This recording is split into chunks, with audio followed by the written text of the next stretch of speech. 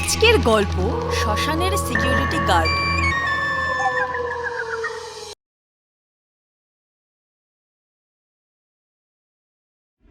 শ্মশানের সিকিউরিটি গার্ডের টান টান উত্তেজনা নিয়ে চলে এসেছি আমরা এক নতুন পর্বে। আর নতুন পর্ব মানেই ভূতেদের কাছে চলে আসা এক নতুন চ্যালেঞ্জ। তাই শেষ পর্যন্ত মন দিয়ে ভিডিওটা একবারও স্কিপ না করে পুরোটা দেখতে হবে। ভিডিওর শেষে রয়েছে আবারও একটি প্রশ্ন। লোমহর্ষক অভিজ্ঞতার জন্য হেডফোন ব্যবহার করতে পারেন। ৪১তম পর্ব। নুরানি ফেরেশতার ফিরে যাওয়াতে চাঁদ এখন অনেক শান্ত। ভূত সমাজে সবকিছুই আবার ধীরে ধীরে স্বাভাবিক হচ্ছে। আবারও ভূতেরা ভূত জাদু প্রয়োগে মনোনিবেশ করেছে। নিয়ম করে ভূত শাস্ত্র পাঠ হচ্ছে।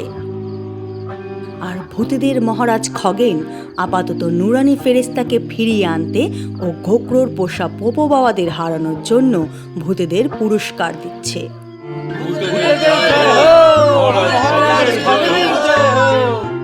আমার প্রিয় ভূতেরা, তোমাদের সবাইকে আবার একসাথে দেখতে পেয়ে ভীষণ ভালো লাগছে। আমি সব সময় চেয়ে এসেছি যে ভূতেরা যেন কোনো রকম বিপদে সমষ্টিগতভাবে লড়ে জিততে পারে, আর সেটাই হয়েছে। ডাকাত আমাদের প্রিয় ডাকাত ভূতকে ভূত সমাজে তার অবদানের জন্য নতুন নতুন কঙ্কালের মালা দিয়ে বরণ করে নেবে শাকচুন্নী।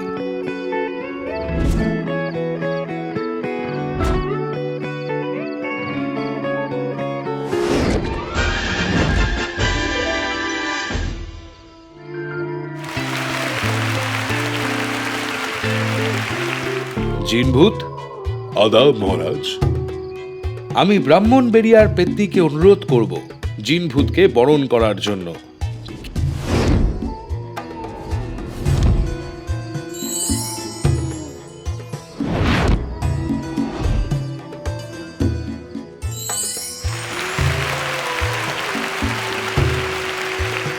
কিমভূত ও বাঙাল ভূত। আগে মহারাজ। বাঙাল ভূত ও কিমভূতের মনের ক্ষমতা অপরিসীম। তোমাদের দুজনের জন্য রইল সদ্য সদবা মরার খুলিতে পোলাও। হিন্দি ভূত, দিয়ে দাও।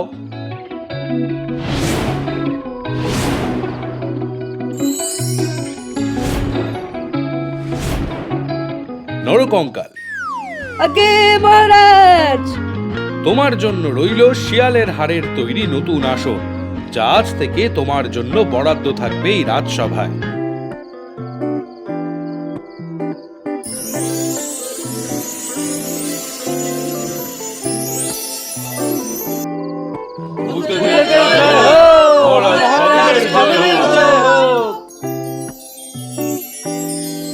আমাদের আগের মহারাজ থাকলে আজ বিশেষ দিনে খুবই আনন্দিত হতেন।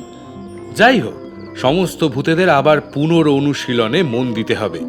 নরকঙ্কাল, একদিন প্রেতগ্রামে আসা পোস্টের জন্য প্রবলেম অনুযায়ী টিম রেডি করে সিকিউরিটি গার্ডদের পাঠাও। কোথাও যেন কোনো ভূত লাঞ্ছিত না হয়। নরকঙ্কাল মহারাজ খগেনের কথা মতো প্রেতগ্রামে বিভিন্ন প্রবলেমের জন্য বিভিন্ন টিম রেডি করে পাঠাতে থাকে। সব কিছুই ঠিকঠাক ছিল, তবে মারাগ্রামের এক ভূতের প্রবলেমের কথা নরকঙ্কালকে বিশেষভাবে ভাবিয়ে তুলল। সাথে সাথে মহারাজ খগেনকে সেই কথা জানায়। আবার কি হলো? নরকঙ্কাল তখন মহারাজ খগেনকে মারাগ্রামের প্রবলেমের কথা শোনালো। উঁচু উঁচু পাহাড়ে ঘেরা, চারিদিকে রডোড্রেন্ড্রন, সারি সারি ঝাউবনে ঘেরা ছোট্ট মারাগ্রাম। মাঝে মাঝেই বরফ বৃষ্টি হচ্ছে। পাহাড়ি এলাকা, দূর থেকে দেখে পাহাড়ের গায়ে বাড়িগুলো যেন মনে হচ্ছে জোনাকির মতো। এই গ্রামে এক ছোট্ট বাড়িতে কয়েকদিন আগে একটি যুবকের কথা এই গ্রামের এক পেচো ভূত পোস্ট করেছে প্রেতগ্রামে। সেই দিন সন্ধে।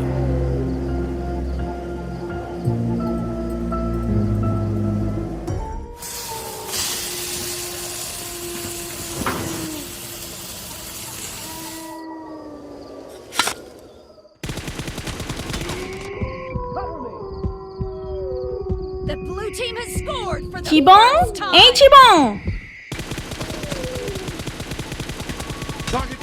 মা, ডিস্টার্ব করো না। আমি একাই বেঁচে আছি, মরে যাব এখন, না ডেকো না। গ্র্যাজুয়েশন পাশ করে বাড়িতে বসে শুধু গেম আর গেম, একদম অকম্মার ঢেকি। চিবং, বাবা যা একবার বাবা, ওই হোটেল নিউ সানরাইজের খাবারটা একবার দিয়ে আয়। হোটেলের গেস্টরা তো সব বসে রয়েছে রাতের খাবারের জন্য। যা মরে গেলাম মা, তুমিও না, কতবার বলেছি যা কাজ থাকবে সন্ধে হওয়ার আগেই বলবে, সব করে দেব। তা কি হয়েছে রে, বলেছ তো? সন্ধেবেলা খাবার দিতে গেলে কি তোকে ভূতে ধরবে? ব্যাস, তুমিও না পারো যত অলক্ষণে কথা। যা না বাবা, তোর বাবা বাড়িতে বসে যাওয়ার পর তো এই হোম ডেলিভারিটাই আমাদের বাঁচিয়ে রেখেছে।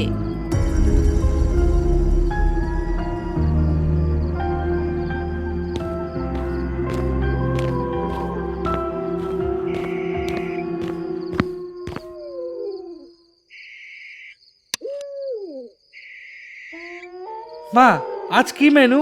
এই পাহাড়ে সবচেয়ে বেশি মিস করা যায় যে ডিশ, ফিশ কারি। একদম। এবার জলদি যা। সাইকেল নিয়ে বেরিয়ে পড়ে চিবং হোটেলের উদ্দেশ্যে। পাহাড়ের শুমশান অলিগলিতে তখন সন্ধে নেমেছে, আর ঝিঝি পোকার ডাক ক্রমেই প্রবল হচ্ছে। যদিও চিবং স্বভাবে খুব সাহসী, তবে সাইকেল চালাতে একটু ভয়ই করছে তার। কারণ পাহাড়ে সন্ধেবেলা ভূতের উপদ্রবের কথা কারই বা না শোনা নেই। যা, পাংচার! এবার কি হবে? এখানে দিনের আগে তো কোনো দোকানও পাবো না। ধুর, মায়ের উপর এত রাগ ধরে না। এতটা রাস্তা এখন হাঁটতে হবে। যাই এগিয়ে দেখি কিছু পাই কিনা। হেঁটে এগিয়ে যেতে থাকে। খানিক পরে সে ঘাড় ঘোরাতেই লক্ষ্য করে তার পেছনের কেরিয়ারে ভালো করে ঢেকে রাখা টিফিন বক্সের ঢাকনা খুলে ফিশ কারি কেউ খাচ্ছে। কি অদ্ভুত তার রূপ! হাত পা কিচ্ছু নেই, শুধু মুখ। যেন মনে হচ্ছে সাদা কাপড় ভেসে রয়েছে। প্রথমে মনের ভুল ভেবে চিবং আবার ঘাড় ঘুরিয়ে নেয়, আবার একটু এগিয়ে যায়।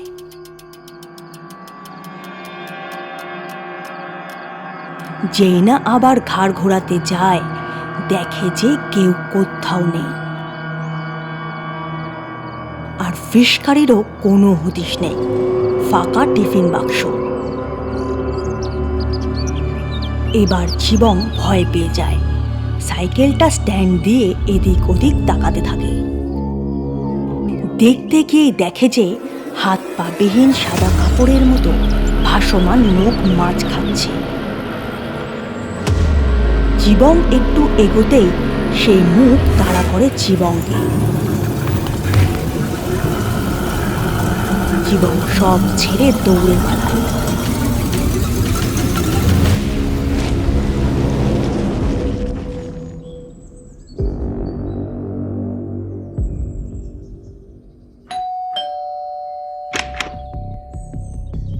আহা চিবং, তুমি এত বড় হয়ে যাওনি যে রাত বিরেতে বাইরে একা থাকবে। সেই কখন বেরিয়েছো আর এখন এলে?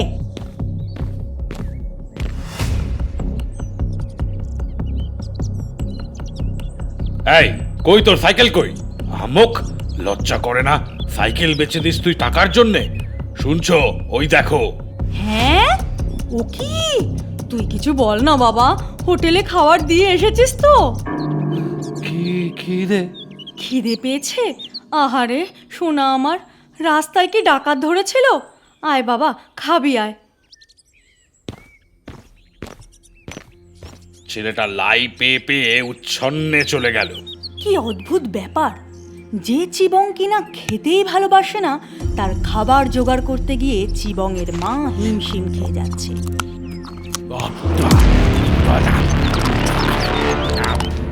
দাও দাও।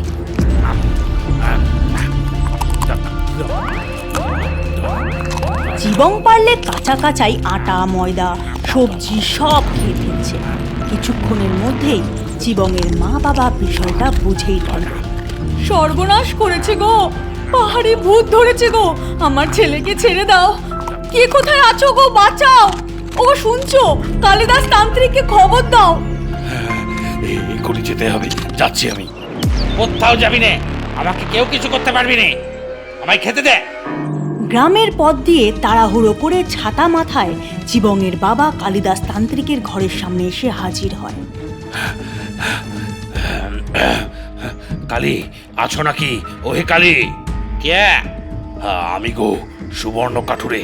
কি ব্যাপার কাঠুরে, এই দুর্যোগের দিনে এখানে? তান্ত্রিককে সব কথা খুলে বলে সুবর্ণ কাঠুরে। তান্ত্রিকও তৈরি হয়ে হন হনিয়ে রওনা দেয় চিবংয়ের উদ্দেশ্যে। আর অন্যদিকে যতই বেলা বাড়ছে ততই চিবংয়ের খিদে বাড়তে থাকে। বাড়ির সব খাবার শেষ করে এবার সে ঘরের আসবাব, রান্নার বাসন, কাঠের গুঁড়ি সব খেতে শুরু করে দিচ্ছে। আর এরই মধ্যে চিবংয়ের বাবা কালিদাস তান্ত্রিককে নিয়ে পৌঁছল। তুই কে জবাব দে, নইলে এখনই বাঁকে বিহারের পালক ছোঁয়াবা।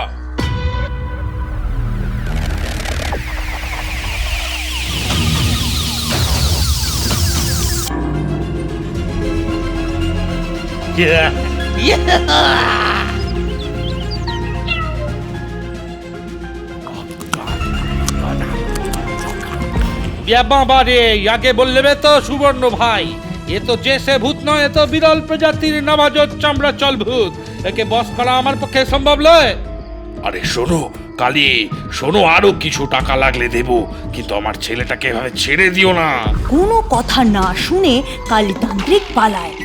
48 ঘন্টায় দেখা যায় চিবং অর্ধেক বাড়ির জিনিস খেয়ে ফেলেছে আর বাড়ির চালে বসে টিন খাচ্ছে। চিবংয়ের বাবা মা অস্বাভাবিক এই চামড়াচল ভূত দেখে হতভম্ব হয়ে বসে থাকে।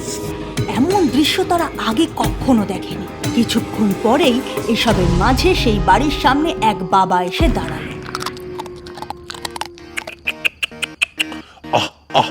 এদিকে আয়, তাড়াতাড়ি আয়, যেতে হবে তো। না না, এখন না, আর 15 দিনও না। সব কিছু দেখে অবাক হয়ে যায় চিবংয়ের বাবা মা। আর সেই বাবাকে জিজ্ঞেস করে, কি ব্যাপার, কে আপনি বাবা? আর আমার ছেলেকেই বা ডাকছেন কেন? কে বললো আমি তোর ছেলেকে ডাকছি? তবে আমি তো আমার পোষা চামড়া চলকে ডাকছি। চামড়া চল বাবা, আপনি তো অন্তর্যামী, আমার বাড়িঘর রক্ষা করুন বাবা।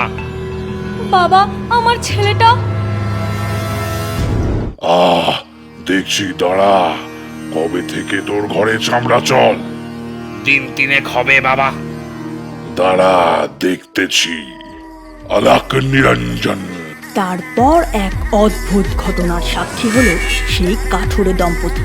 কারণ চোখ বন্ধ করে সেই বাবা তার হাতের কঙ্কালের হাড় বাতাসে ঘুরিয়ে ঘুরিয়ে একসময় চক্র বানিয়ে ফেলেন।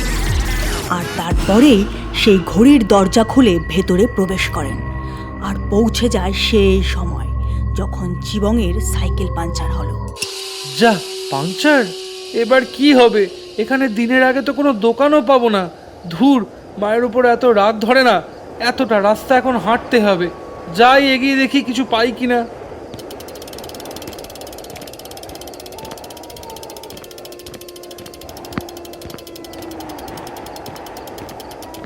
চিবং একটু এগোতে না এগোতেই দেখতে পায় এই বাবাকে আর বলে, কে কে ওখানে? আমি রে, আমি। একটু দূরে সোজা হেঁটে যা, কালুর টায়ারের দোকান খোলা আছে, আমি দেখে এলাম। সত্যি? একদম সত্যি, আলাক নিরঞ্জন। আমার একটু ভয়ও করছিল আসলে। আমার কেরিয়ারে বাধা খাওয়ার কাকে যেন আমি খেতে দেখলাম। আলাক নিরঞ্জন।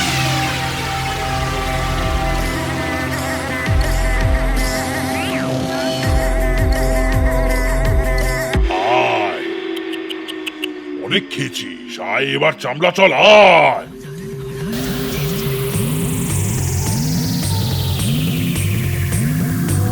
তোদের জীবন এখন একদম ঠিক, তবে এখন ডাকবি না, কাল সকালে উঠে কথা বলে নিস।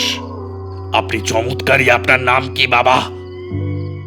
আমি কোনো বাবা বা ওঝা বা তান্ত্রিক নই, আমি অঘোরী, এসেছি সুদূর স্বর্ণরোহিণী পর্বত থেকে। আমার নাম অঘোরী বশীকরণ।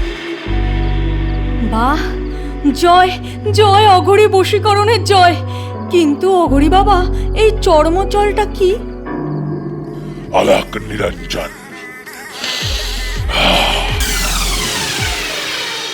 পরদিন সকালে সবাই সবকিছু ভুলে গিয়ে আবার চিবং ও তার পরিবার 2 দিন পিছিয়ে গিয়ে সুন্দরভাবে দিনের শুরু করেছে। তাদের আর এসবের কিছুই মনে নেই।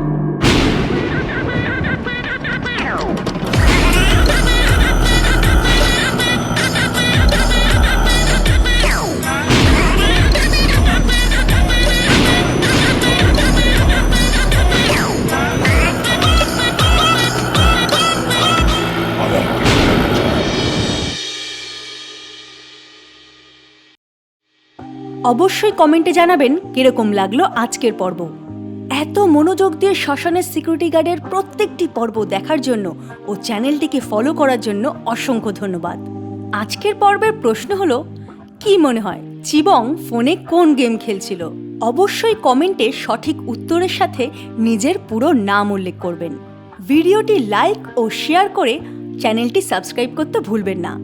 দেখা হচ্ছে আগামী পর্বে ঠিক দুপুর 3টে।